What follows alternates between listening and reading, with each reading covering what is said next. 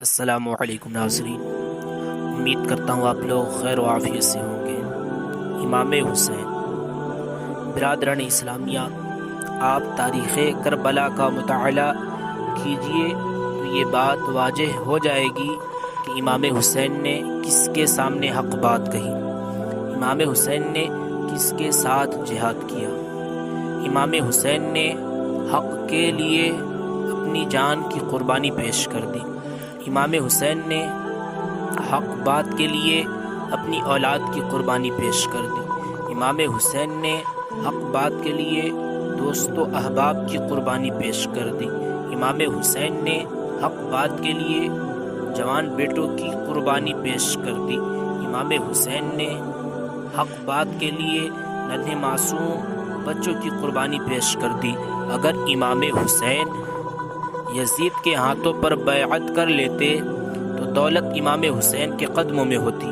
اگر امام حسین یزید کے ہاتھوں پر بیعت کر لیتے تو ہزاروں لشکر و سپاہ آپ کے قبضے میں ہوتے۔ اگر امام حسین یزید کے ہاتھوں پر بیعت کر لیتے تو دنیا کا عیش و آرام آپ کے قدموں میں ہوتا۔ برادران اسلام، امام حسین سے یہ مطالبہ نہیں کیا جا رہا تھا کہ آپ اپنے نانا جان کا کلمہ پڑھنا چھوڑ دیں۔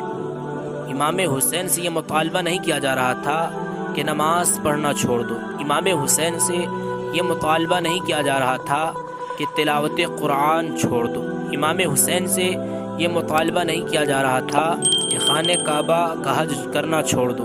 امام حسین سے یہ مطالبہ نہیں کیا جا رہا تھا کہ اپنے نانا کے روضہ اقدس پر حاضری دینا چھوڑ دو۔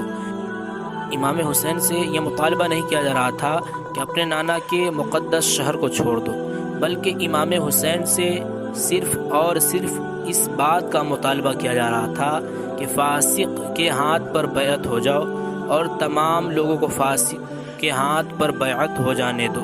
امام حسین حق بات کہنے سے کیسے چپ رہ سکتے تھے؟ امام حسین کو معلوم تھا فاسق کے ہاتھ پر بیعت ہو جانا حق کو چھپانا ہے، اس لیے امام حسین اپنی جان کی قربانی دے کر حق بات کو بلند کر دی۔ اسی لیے امام حسین نے اپنی جان کی قربانی دے کر حق بات کو بلند کر کے رہے۔ امام حسین اپنی اولادوں کی قربانی دے کر حق کے پرچم کو بلند کیے۔ امام حسین دنیا کے عیش و آرام کو ٹھکرا دیے لیکن حق بات کہنے سے خاموش نہ رہے۔ یہی وجہ ہے کہ دنیا آج تک امام حسین کو یاد کرتی ہے اور انشاءاللہ قیامت تک یاد کرتی رہے گی۔ برادران ملت اسلامیہ، آپ کبھی حق بات کہنے سے پیچھے نہ ہٹیں، چاہے آپ کی جان چلی جائے، کیونکہ حق بات کہنا بھی جہاد ہے۔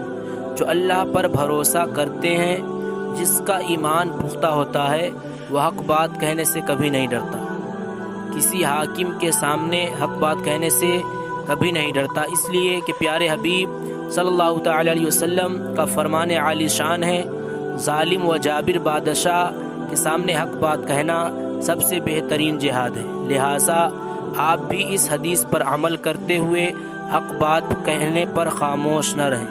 مرد حق باطل کے آگے مات کھا سکتا نہیں، مرد حق باطل کے آگے مات کھا سکتا نہیں، سر کٹا سکتا ہے لیکن سر جھکا سکتا نہیں، سر کٹا سکتا ہے لیکن سر جھکا سکتا نہیں۔